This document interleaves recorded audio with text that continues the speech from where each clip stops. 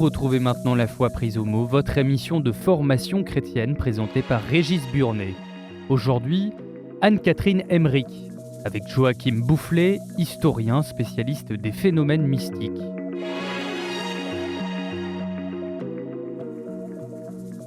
Bonjour et merci de nous retrouver pour La Foi prise au mot, votre rendez-vous de réflexion et de formation.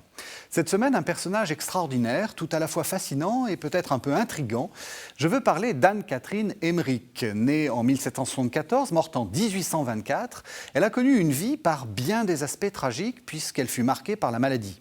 Entrée chez les religieuses Augustines de Dülmen en 1802, elle dut quitter le cloître à cause de la sécularisation décidée par le frère de Napoléon Bonaparte et se retira bien vite chez elle, trop malade pour sortir. Elle connut alors de nombreuses expériences extatiques, notamment lors des vendredis, où elle revivait la passion du Christ et elle fut stigmatisée. Ces nombreuses révélations furent recueillies par le grand poète romantique Clemens Brentano. Alors, que penser des phénomènes mystiques dont elle fit l'expérience?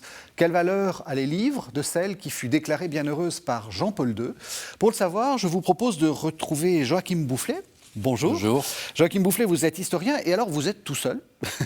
Vous êtes tout seul pour une raison assez simple, c'est que vous êtes, je sais que votre modestie va en souffrir, vous êtes le grand spécialiste et on n'a trouvé personne. Alors c'est peut-être une première question. Est-ce que cette religieuse qui a eu un succès mais foudroyant, est-ce qu'on l'a un peu oubliée? Je pense qu'on ne l'a pas exactement oubliée. On l'a d'abord très mal comprise au départ. Oui. Déjà. On en a fait une extatique à phénomène. Oui, ça, il va falloir qu'on y revienne. Et on ne voyait que ça en elle. Oui. Alors qu'il fallait voir d'abord la baptisée chrétienne, la religieuse. On oublie. Presque personne ne sait qu'elle a été religieuse. Oui. Et du coup, on l'a un peu mise à l'écart, en fait. Et en plus, comme son procès de canonisation a duré très longtemps, que ça n'aboutissait pas, on s'en est désintéressé à partir, je dirais, des années 1950. Et est-ce qu'il n'y a pas aussi ce malaise de l'Église et plus globalement de la société face à ces phénomènes extatiques dont vous êtes le spécialiste, là pour le coup, c'est très clair. Est-ce qu'il n'y a pas une sorte de rejet ou de malaise Je ne crois pas qu'on puisse parler de rejet ou de malaise en ce qui concerne l'Église en tant qu'institution. En France, certainement. Oui. Mais nous sommes prisonniers de notre rationalisme bien connu. Oui. Dans d'autres pays, ça ne pose aucun problème. Regardez en Italie, par exemple. Oui, Padre Pio. Oui. Padre Pio ou même d'autres. Et ça ne pose pas de problème même au niveau de la Congrégation pour les causes des saints, parce qu'on oublie qu'il y a une cinquantaine de cas de stigmatisés dont les causes sont en cours, dont certains très récents. Vous pensez à qui? Je pense à Natuzza Evolo, par exemple, ou à Francis Howell, un Américain, qui sont morts au début de ce millénaire, enfin de ce siècle. Oui, et donc là, on se retrouve face à des stigmatisations, ou des stigmatisés qui sont, que la science peut étudier. Mais absolument, voilà. Qui ont été soumis à toutes sortes d'expériences médicales, scientifiques, etc. Et ça, c'est très intéressant. Et nous en avons quand même 4 qui ont été béatifiés il y a assez peu de temps, dont 2 fondatrices italiennes. Elles sont toutes italiennes. Une laïque italienne et une autre laïque italienne. Ah oui, donc vous avez raison, c'est peut-être nous en France, je crois que oui. Alors que, on va y revenir, mais elle a eu un succès, y compris dans le catholicisme français, incroyable. Oui, oui. Alors la deuxième question que j'avais envie de vous poser, on dit Emmerich ou Emmerich? Emmerich. Alors pourquoi? Parce que c'est l'orthographe. C'est ça. Tout simplement.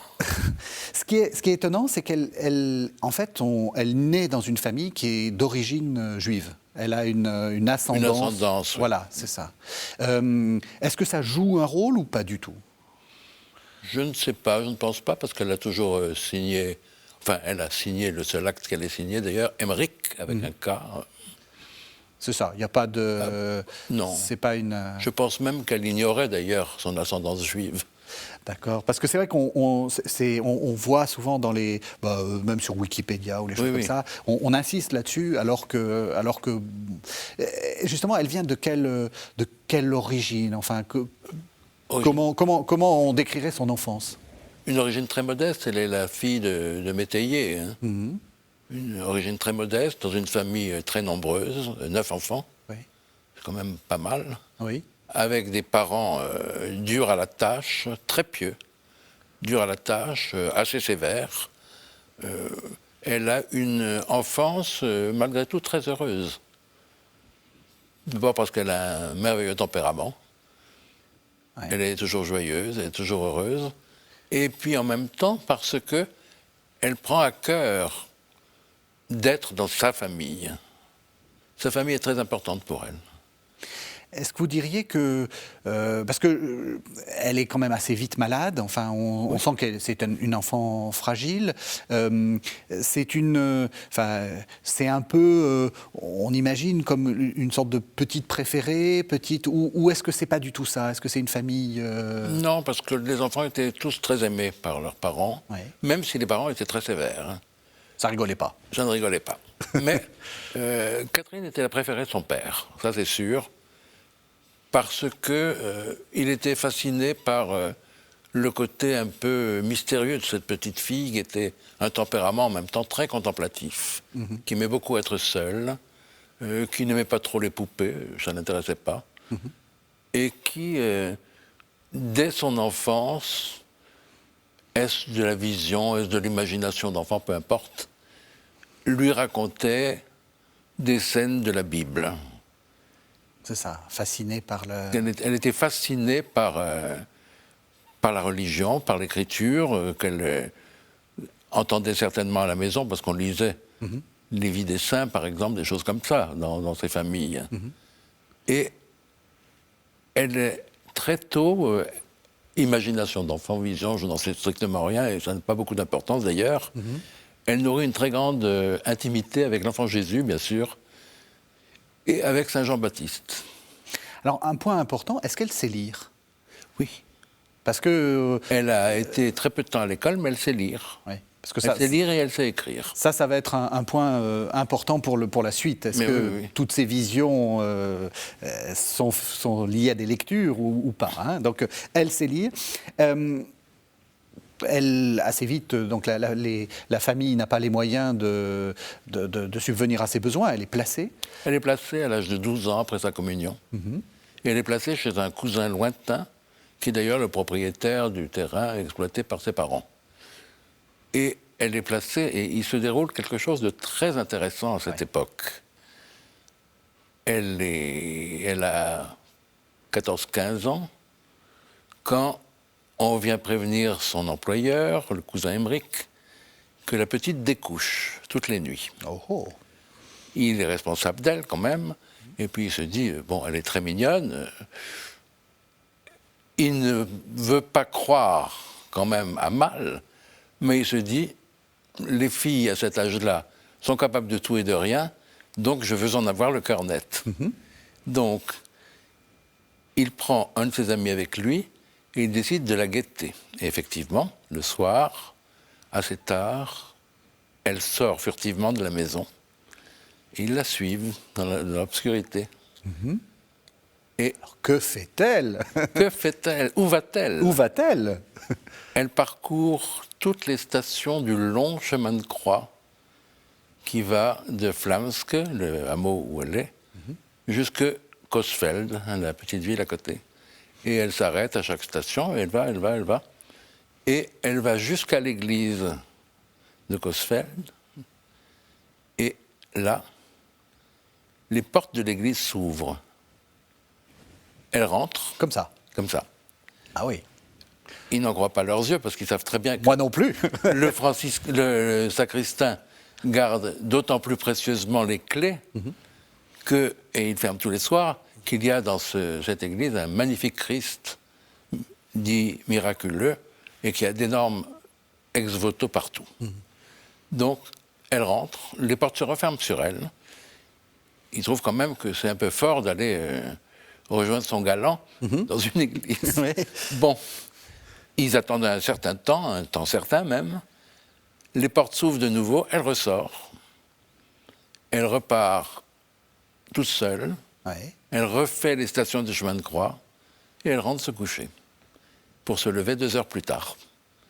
Ah oui, Et elle fait ça toutes les nuits. une enfant incroyable. Enfin, C'est étonnant. ah oui, c'est très étonnant. Oui, oui. Et elle fait ça toutes les nuits. Et là, l'historien ne peut pas. Enfin, Ah non, non. il n'y a pas de. D'autant plus que le patron s'est dit, bon, on a peut-être eu la berlue une première fois, on va refaire l'expérience. Ils ont refait l'expérience et ils ont vu la même chose. Je veux dire, c'est pas du témoignage qu'on raconte Non, par non, après. non, Enfin, pas du tout, pas du tout. Voilà, il y a quelque chose de. Non, non, là, il y a quelque chose de tout à fait fondé. Oui, oui, oui. Alors déjà, ça, c'est Oui, très intriguant. c'est très intriguant, surtout que c'est une gamine. Enfin, elle, Oui. elle est toute petite. Ben, elle a 14-15 ans. Oui. Et donc, bon, enfin, qu'est-ce qui se passe après? Ils en concluent. Ah ben, il n'ose pas lui demander. Il Oui. la laisse. Son patron lui propose simplement de se lever un peu plus tard le matin pour se reposer. Elle le regarde complètement étonnée en demandant pourquoi. Non, non, non. Alors, quand est-ce qu'elle rentre au cloître Alors, Parce oh que là, là là. elle avait tout pour. Ben pour oui, être- mais elle veut entrer au cloître, mais à l'époque, pour entrer dans un cloître, surtout que les couvents étaient relativement pauvres, il fallait avoir une dot. Ah oui, ça c'est très Donc, important ce que vous dites. Ouais. Elle, fille de pauvres paysans, n'a pas de dot. Donc, il faut apprendre un métier. Ouais. Elle apprend la couture pendant 2 ans. Et elle se fait couturière, soit à domicile, soit chez les uns, chez les autres. Et après, elle travaille à son compte, chez elle, quelque temps, jusqu'au moment où elle a réussi, en filant et en tissant, à faire suffisamment de draps, de pièces de draps, qu'elle pourra vendre pour se constituer un minimum de dot. À ce moment-là, il faut également, pour entrer au couvent, savoir jouer de l'orgue. Ah bon. Parce que les couvents ont besoin d'organistes, les quelques couvents qu'elle voit. Donc, elle décide d'aller prendre des leçons d'orgue.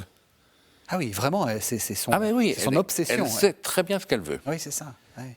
Et Oui, on est très loin d'une narration à la Thérèse de Lisieux, Ah oui, où oui. on rentre au couvent à 15 ans. Ah non, non, pas du tout. Pas du tout. Oh non, non, pas du tout. C'est une vocation. c'est une vocation très solide et très précoce, solide et Ouais. tenace, je dirais. Tenace, oui. Et puis, Elle est tenace. Hein. Oui, oui, oui. C'est d'ailleurs un de ses défauts, entre autres. Elle est très vive et très tenace.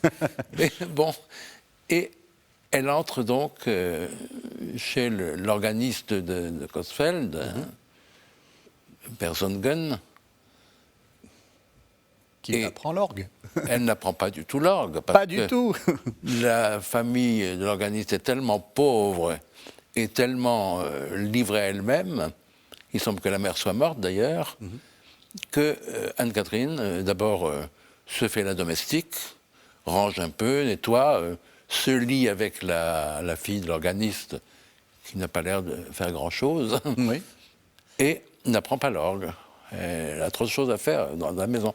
Et non seulement ça, mais pour aider la famille, elle vend effectivement les pièces de drap qu'elle a tissées pour secourir la famille. Et on revient à la case Et départ. on revient à la case départ. Alors, qu'est-ce qui va lui arriver? Eh bien, elle ne s'en fait pas. Elle ne s'en fait pas, elle sait qu'elle rentrera au couvent. Ses parents, en plus, sont relativement opposés. Elle travaille encore un peu chez elle. Son père lui fait faire une petite chambrette à côté de la maison, enfin contre la maison. Elle travaille.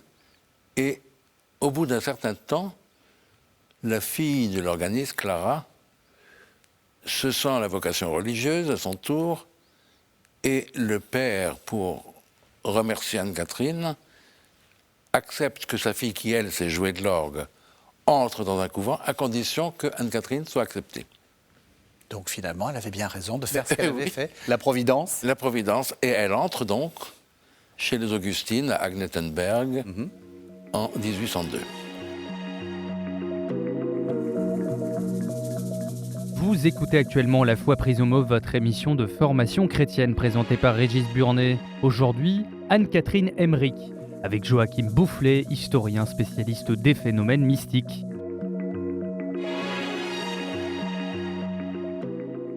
Alors on peut se dire, ça y est, c'est bon, tout va bien se passer. Pas du tout. Au contraire, tout ne fait que commencer. Tout ne fait que commencer. Et alors, elle fait son noviciat, elle est malade, santé fragile quand même. Les sœurs hésitent, finalement, par miracle, dirait-on, toutes les voix se portent sur elle pour qu'elle soit admise. Donc elle prononce ses vœux en 1803. Et là, succession d'épreuves de toutes sortes, de maladies, d'accidents. Et elle passera, je dirais, toute sa vie conventuelle dans la souffrance, dans la déréliction. C'est là qu'elle commencera à avoir prodrome de ce qu'on appelle la nuit de l'esprit. Ça, c'est aussi très important. C'est très, très important. Oui, oui. Et elle, en plus, elle vit dans un couvent dont la règle est complètement relâchée. Chaque sœur veille à son propre confort, se nourrit selon ses besoins et ses moyens. Donc, elle qui n'a rien, elle est livrée à elle-même. C'est le prêtre attaché au couvent, un émigré français, l'abbé Lambert, qui de temps en temps la secourt matériellement pour qu'elle puisse un peu manger. Ses parents lui font parvenir aussi à manger. Il n'y a pas d'office pratiquement en commun. Les sœurs sortent, il n'y a pas de clôture, enfin... C'est l'échec. C'est n'importe quoi. C'est n'importe quoi. N'importe quoi. Oui.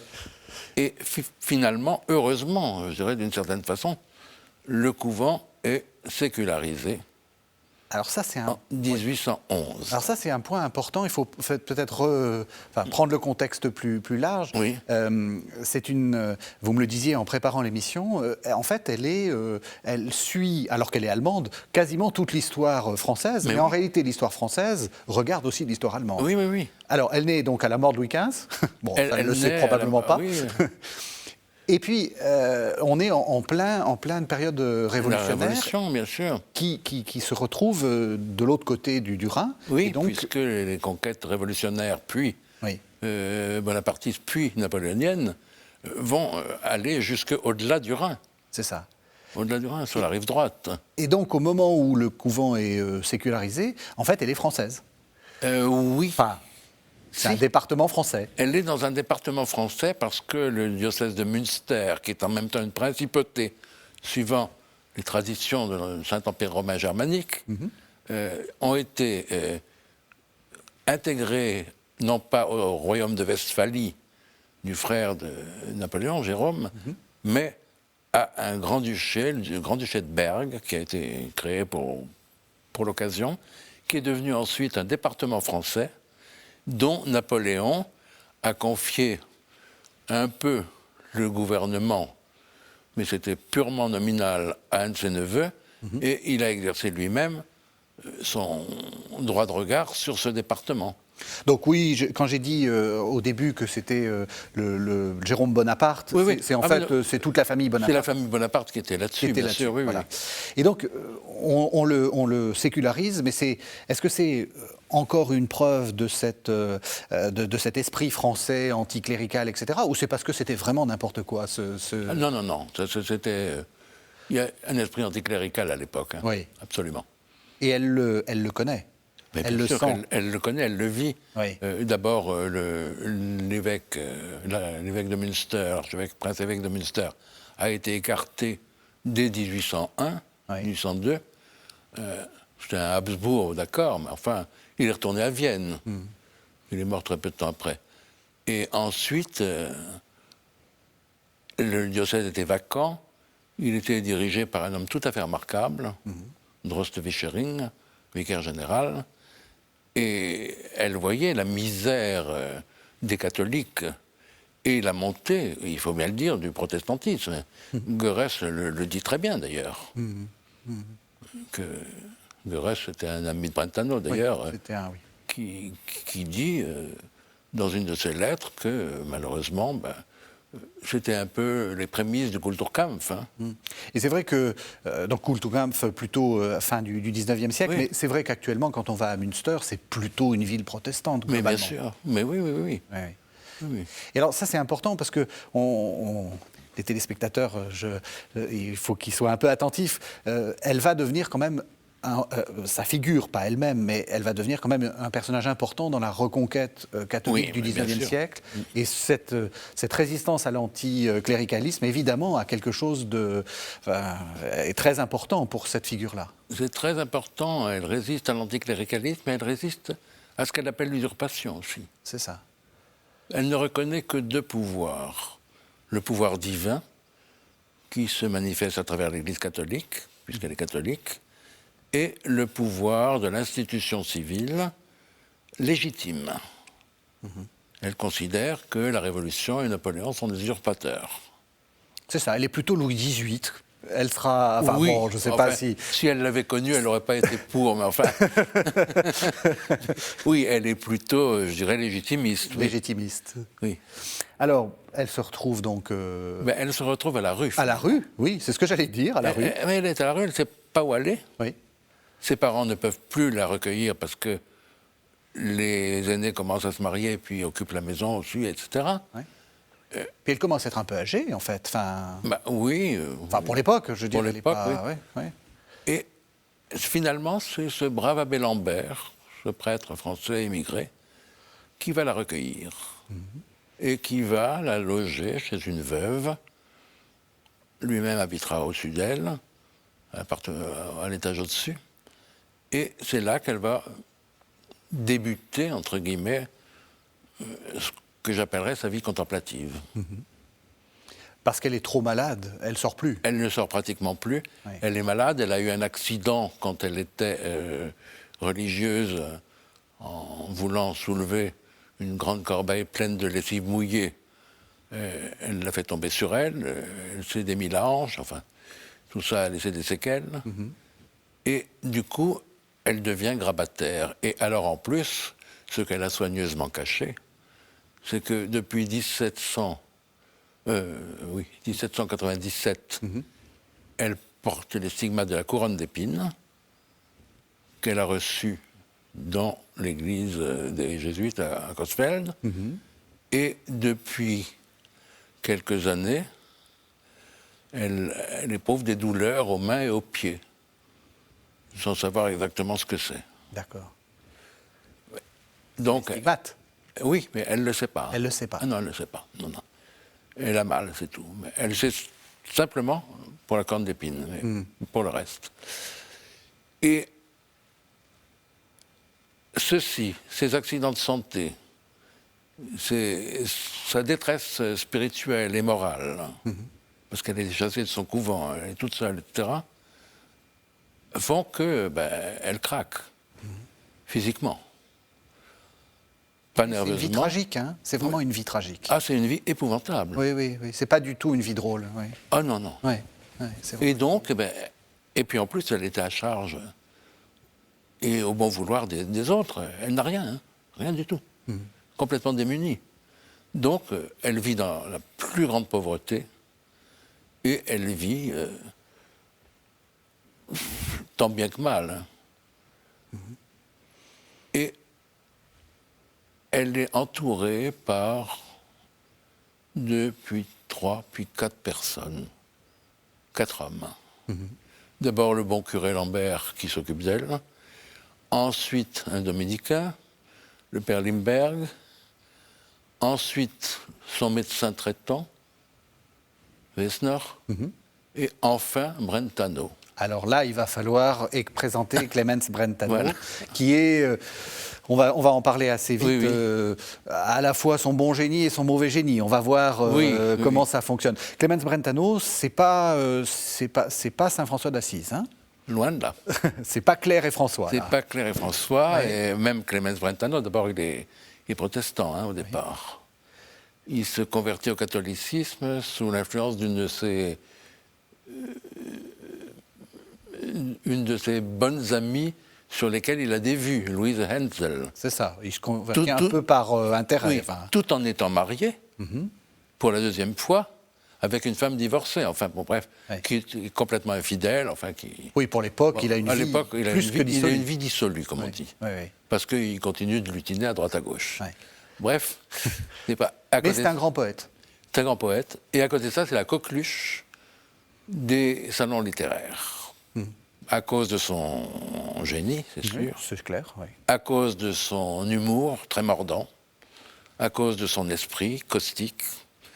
Donc, il est choyé, adulé dans tous les milieux. Et jusqu'au moment où il entend parler de cette femme mystérieuse par son frère. Et il décide d'aller la voir. Et alors, là, qu'est-ce qui se passe? Eh ben, C'est le coup de foudre?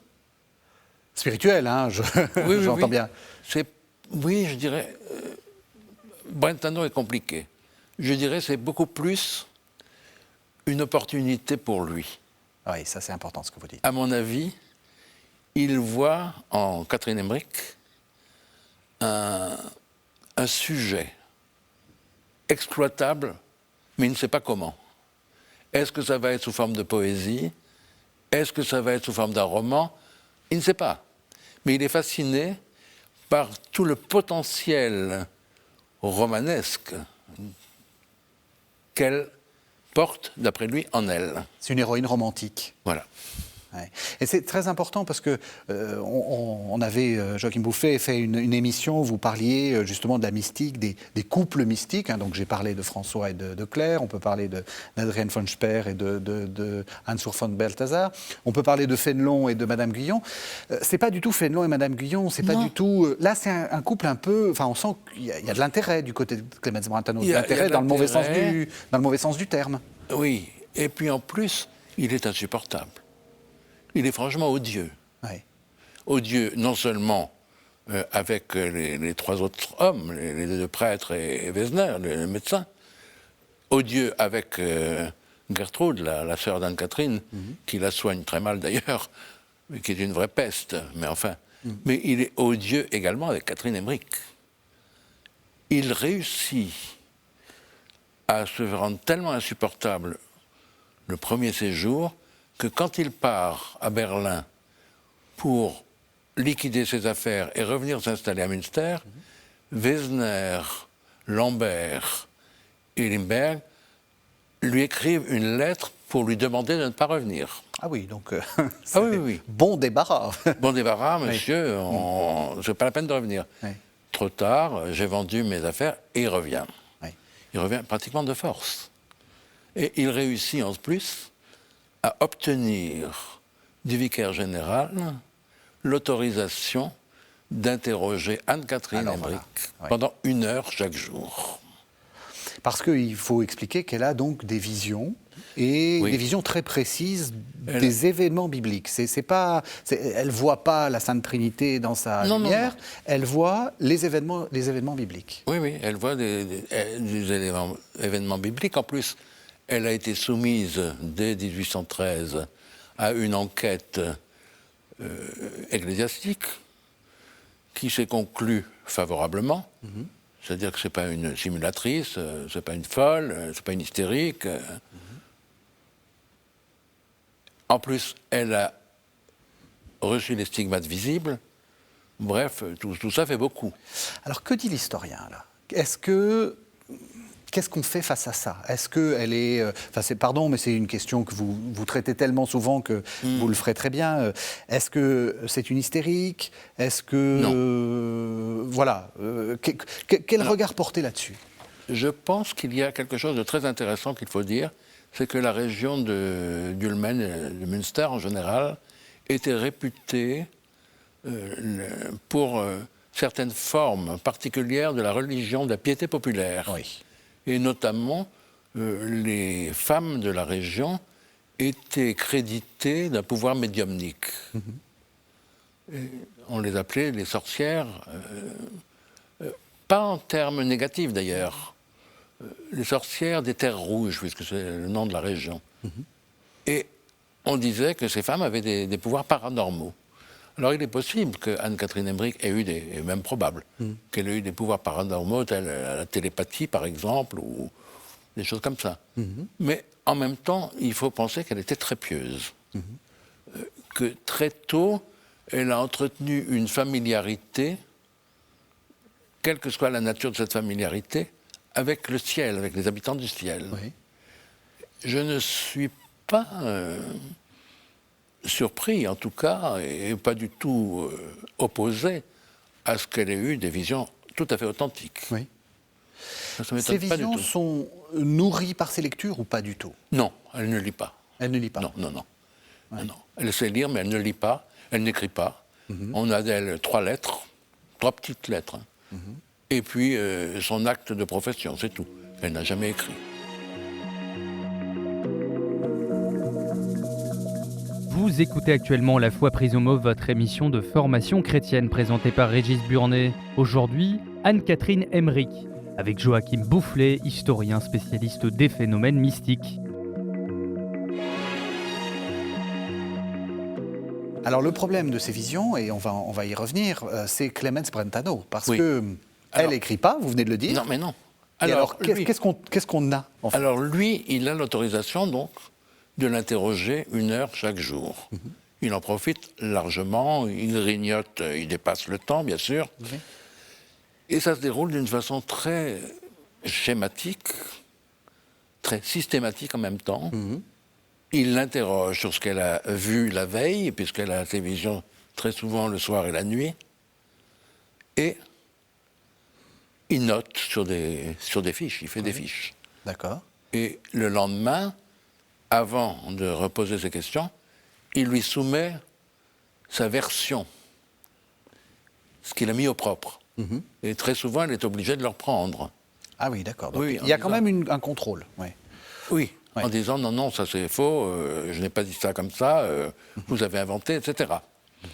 Et donc, les relations ne sont pas toujours au beau fixe, parce qu'il n'est pas content, évidemment, qu'on le corrige. Et alors, du coup, on a, alors, pour être précis, hein, on a un livre qui est très important pour la spiritualité du 19e siècle, qu'on appelle La douloureuse passion. Oui. Et puis, on a une vie de Jésus fleuve, en je ne sais Oui, pas oui. combien de tomes. Oui. Bon. Ça, c'est Schmöger. Alors, voilà, qui a écrit quoi? Et est-ce que Anne-Catherine a écrit quoi que ce soit de ça? Alors, Anne-Catherine n'a rien écrit. Bon, Ça, voilà. c'est clair. Ce qu'on Elle a- lit, c'est pas d'elle. c'est- Enfin, c'est pas d'elle. C'est inspiré par elle, mais c'est pas elle. qui Peut-être écrit. inspiré par elle, mais ce n'est pas elle qui l'a écrit, c'est Brentano. Voilà. Il a quand même écrit 16 000 feuillets.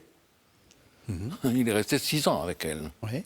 Vous avez eu accès à ces feuillets? Oui. Et alors, est-ce que vous avez pu comparer avec le texte? J'ai comparé très peu, parce Ouais. que vraiment, c'est un travail de titan. Et Ouais. c'est ce que je dis toujours, il faudrait une étude critique de cet ensemble. Oui, oui. Mais c'est très compliqué d'abord parce que c'est mal écrit, Oui. parce que c'est écrit dans tous les sens, parce que c'est souvent raturé, parce qu'il y a des ajouts, parce qu'il y a des croquis, enfin, c'est pas facile du tout. Et D'accord. en fait, il a utilisé ce matériau pour reconstituer d'abord la douloureuse passion. Oui. Et ça, il le voulait à tout prix. Et il l'a fait, il voulait que ce soit publié en 1833, anniversaire de la crucifixion. La crucifixion, 1800 ans après la crucifixion, Voilà. soi-disant. Il l'a vraiment fait, lui. Je dirais, c'est un très beau livre. Alors, moi, en tant qu'exégète, je reconnais quand même beaucoup de choses du 19e siècle. Oui, oui, c'est-à-dire des manières d'écrire, Ah oui, oui. même des éléments qui viennent... Bien sûr. Donc, il y a beaucoup de Brentano là-dedans. Mais il y a énormément de Brentano, mais je dis c'est un beau texte. Ah, c'est un texte magnifique. Et Un il texte faut- magnifique. Et il faut dire aux téléspectateurs de le lire. Ah oui, oui, Et en c'est plus, très- il c'est est très beau. accessible assez facilement. Oui, oui, c'est un très beau texte. Voilà. Et alors, ce qu'il y a de Brentano, ben, il y en a certainement beaucoup. Oui. Ce qu'il y a d'Anne-Catherine Emmerich, difficile à déterminer. Oui. Il y a des ajouts que Brentano est allé piquer à droite et à gauche, notamment chez des auteurs spirituels médiévaux, pour combler les vides, parce que c'était pas un récit suivi, il y avait des trous. Oui. Et donc il a comblé avec ce qu'il a pu trouver, Oui. Martin de Cochem ou d'autres personnes comme ça, Oui. Rodolphe le Chartreux, Oui. etc. Et du coup, quid de Catherine Emmerich dans tout Oui, ça? c'est ça. Parce que en le lisant, moi j'ai été très frappé par et ça y est, enfin vous l'expliquez très bien du coup. Il y a on retrouve beaucoup de traditions pieuses, Oui. en particulier sur les lieux à Jérusalem. Alors là, il y a tel, on voit quelqu'un qui a fait la Via Dolorosa. Mais absolument. Voilà, Et qui ne correspond pas du tout à la vérité qui historique. correspond pas du tout à la vérité historique. Oui. Et donc c'est pas forcément ce qu'elle a vu elle. Mais non, on ne sait pas. Oui. On ne sait pas. Oui.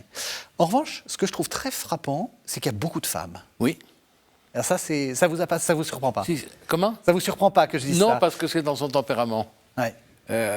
D'abord, elle était, je ne dirais pas féministe, parce que le terme est un peu impropre, mais elle avait une très grande, très belle idée de la dignité de la femme. Oui. Et elle entendait que la dignité de la femme soit respectée. Ça, c'est très important. En même temps, elle-même estimait qu'elle n'avait de compte à rendre en tant que femme qu'à ses supérieurs, et pas à n'importe quel homme, quel qu'il soit. Je trouve ça aussi très beau pour l'époque. Oui, c'est important. Et en même temps, elle fait ressortir cet entourage féminin de Jésus, qu'on appelle communément les saintes femmes, Ouais. et elle leur donne un beau rôle, Oui. un très beau rôle. Très beau rôle, et un rôle très important. Enfin, Oui. en termes, j'ai pas compté, mais en termes de presque de chapitres, Oui, il y en a beaucoup consacrés aux femmes. Oui, oui. Oui. Et c'est, je dirais aussi, tout ce côté, elle nous montre un Jésus très humain, Oui. magnifiquement humain, très proche de ses contemporains, très proche de ces femmes qui le servaient, qui l'entouraient, qu'il respectait énormément. Oui. C'est très frappant aussi, le respect dont Jésus témoigne vis-à-vis de toutes ces femmes qui sont autour de lui et qui le servent. Oui. C'est très Et étonnant. c'est très très beau. Oui. Non, c'est un texte magnifique. Le texte est magnifique, oui. Oui, le texte est magnifique. Donc, il a bien fait son travail. Oui, Clemens. ça, il a très bien fait son travail. C'est certain. Voilà. Donc, il fait la douloureuse passion, et Oui. puis, est-ce qu'il fait d'autres choses? Et il amorce la vie de la Vierge, qui n'a pas le temps de terminer, et c'est son frère, Christian, qui va la terminer avec sa femme. Elle paraîtra après la mort de Brentano. Alors, à partir de là aussi Alors là, à des partir notes, des notes et tout, Ouais. c'est un beau texte aussi. Il n'a pas la force poétique de la douloureuse passion, mais c'est un beau texte. Ouais. Et ensuite, alors, il y a un rédemptoriste, Schmöger, Oui. qui, lui, se jette sur les notes de Brentano, qui compulse tout ça, qui mélange tout, et qui nous offre 3 volumes des visions, plus une vie, plus ceci, plus cela. Ensuite, il est relayé par un Augustin, Wegener,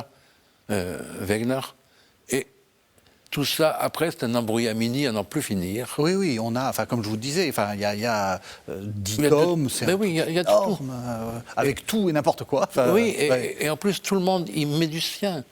Par exemple, on ne sait pas assez que Schmöger, le fameux Schmöger qui a tellement compilé Catherine Emmerich, était très lié aussi à tout un cercle qui gravitait autour de ce qu'on appelait les stigmatisés du Tyrol, c'est-à-dire Maria von Merle, Domenica Lazzeri notamment.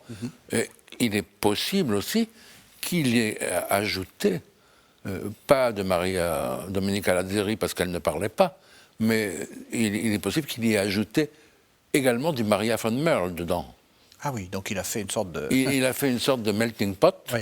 et finalement, Bon, et c'est pénible à lire en plus. on comprend que vous ne conseillez pas la lecture de ce Non. texte-là. Et en revanche, il y a un très beau texte, enfin, moi je le trouve très beau parce qu'il est très émouvant. C'est le journal qu'a tenu son médecin, Franz Wilhelm Wegener, de 1813 à 1819, où il raconte évidemment, bon, il est son médecin traitant, donc il la soigne, etc. Il est venu par scepticisme, un peu pour la démasquer. Ouais. Il s'est converti à son contact. Il est devenu son ami, certainement son confident, plus que Brentano en tout cas. Et il note non seulement tous ces déboires physiques et les remèdes, ça c'est pénible à lire parce que je donne tant de gouttes de ci, tant de comprimés de cela, etc. Ouais. Bon, c'est agaçant. Mais Pour faire l'histoire de la médecine au XIXe siècle, c'est tout à fait passionnant. Mais... à côté de ça, il note aussi ses relations avec Anne-Catherine. Il note quelques-unes de ses visions, qui sont très belles, très simples. Et surtout, il nous montre Catherine Emmerich vivant au quotidien, vivant dans une atmosphère pas facile, vivant d'une façon extraordinairement charitable, recevant quiconque voulait la voir, prodiguant des conseils, tricotant ou brodant ou cousant quand elle le pouvait pour les enfants pauvres, recevant, accueillant, sans distinction de rang social, de religion. Elle aimait beaucoup, par exemple, discuter avec une vieille femme juive pour parler un peu des coutumes du judaïsme, etc. Et on voit une Anne-Catherine Emmerich très humaine, très douce, très attachée aux enfants, aux personnes âgées, aux mendiants, faisant acte de charité en permanence. C'est intéressant parce que c'est vrai qu'on a un portrait très célèbre, le peintre m'échappe, mais où on la voit un peu pâlotte, complètement extatique. Gabriel von Max. Voilà, c'est ça. Qui a été exécuté en 1885. Hein. Donc, oui, donc un peu, 60 ans après sa mort. Voilà. Donc c'est pas du tout. Ça n'a rien à voir. Voilà, justement, on imagine donc une femme un peu, elle était très malade, mais un peu évanescente, etc. Vous nous dites c'est pas du tout ça. Pas du tout. Pas du tout ça. Pas du tout, pas du tout. Oui. Elle une est femme très solide, elle est malade, malade. Elle est grabataire, Oui. elle a des escarres, elle a ses stigmates qui saignent, qui la font souffrir, etc. Elle ne mange pratiquement pas. Oui. Oui. Mais en même temps, elle a une force de caractère absolument extraordinaire et elle n'hésite pas à reprendre sa sœur, elle n'hésite pas à dire ce qu'elle pense au prêtre. Oui, c'est ça. C'est une femme concrète, incarnée. Oui. Voilà, pas mystique dans le mauvais sens du terme. Non, quand ses petits-neveux viennent la voir, eh ben, elle s'occupe d'eux, elle demande qu'on leur donne des tartines avec du miel ou du jambon, à la fureur de Brentano d'ailleurs, qui estime qu'on lui vole son temps. Alors, du coup, comment est-ce que vous... Voilà, le rôle de Brentano, vous pensez... Qu'est-ce qu'il faut... Il est providentiel, et Catherine Emmerich le dit elle-même. Hein. Ouais. Elle l'a dit à Wesner. Wesner, elle l'a noté dans son journal, donc il n'y a pas de problème. Elle attendait Brentano, parce qu'il faisait partie de sa mission. C'est ça. Et elle savait qu'elle devait souffrir par lui, mais pour lui. Et effectivement, Brentano, après la mort d'Anne-Catherine, connaîtra un chemin de conversion de plus en plus profond et finira, je dirais pas saintement, mais très pieusement, en donnant ses biens aux pauvres, en s'occupant beaucoup des miséreux, etc. Non, là, il a fait un beau chemin, un cheminement, mais qui a été chèrement acheté par Catherine Emmerich. Oui, c'est ça. Vraiment, elle en a souffert de Clemens. Oui. Est-ce qu'il y a des révélations dans cette douloureuse passion, dans le sens où des choses très très bizarres, très, très inconnues, est-ce qu'on peut...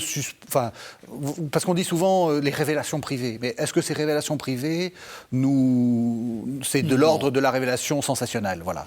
Pas du tout. Oui. Enfin, je crois pas. Hein. Oui. Ce que je connais, pour l'avoir suffisamment lu et relu, de la douloureuse passion, ne me donne absolument pas cette impression.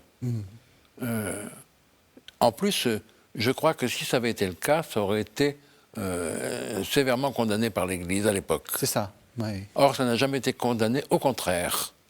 Ça a reçu très vite un imprimatur, et je peux dire que pratiquement, dans le monde catholique occidental, à la fin du XIXe siècle, je pense qu'une famille sur 5 à peu près avait chez elle la douloureuse passion.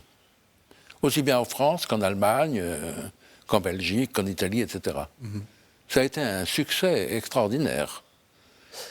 C'est intéressant ce que vous dites parce que je crois que ça fait partie des choses qu'on a oubliées et ça explique une partie de la littérature. Enfin, Léon Bloy, tous ces grands personnages, tous ces grands écrivains chrétiens du 19e siècle, en fait, ont la douloureuse passion en fond de... Claudel, oui.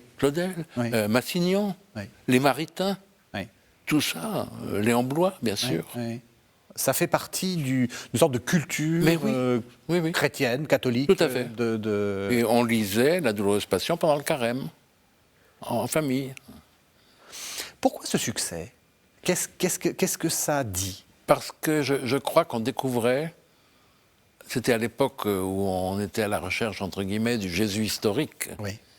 et on découvrait un Jésus très homme, très humain, Ouais, ça c'est très important. très incarné. C'était plus le Christ lointain et juge, c'était vraiment le Verbe incarné, c'est-à-dire dans la pâte humaine, qui a mal, qui souffre, qui, pas seulement sur la croix, mais il marche sous la chaleur, il a soif, il a faim, il s'occupe des uns et des autres, il ne s'entend pas toujours bien avec ses disciples. Oui, c'est le Jésus. C'est le Jésus tel que nous, maintenant. Mais c'est ce que j'allais dire. Nous l'imaginons. pensons. Oui, en fait, elle a un rôle important, même pour notre propre. Mais bien sûr. Ouais. Et de ce côté-là, elle est très précurseur. Oui. Parce qu'elle nous donne une image de Jésus qui est finalement une image pour nous tout à fait contemporaine. C'est ça. Oui, tout à fait. Or, c'était au début du 19e. Oui, vous avez raison. On a l'impression que les films, même Pasolini, qui fait un Jésus très humain, etc., il y a une filiation de Mais ce bien sûr, Jésus il y a une filiation, oui. très incarné. Oui, très incarné, oui. Pourquoi, à votre avis ? Est-ce que c'est Brentano qui a beaucoup lu ou c'est son génie propre à Anne-Catherine ? Non, je crois que ça, c'est Catherine. Oui. Je crois que ce côté profondément humain de Jésus, et je pense notamment les relations avec les femmes ou les relations avec les enfants de Jésus. Oui, c'est très frappant. Oui. Très important. Ça, c'est du Catherine Emmerich pur, à mon avis. Oui. On arrive à la fin de l'émission, on va essayer de la faire mourir, si j'ose dire.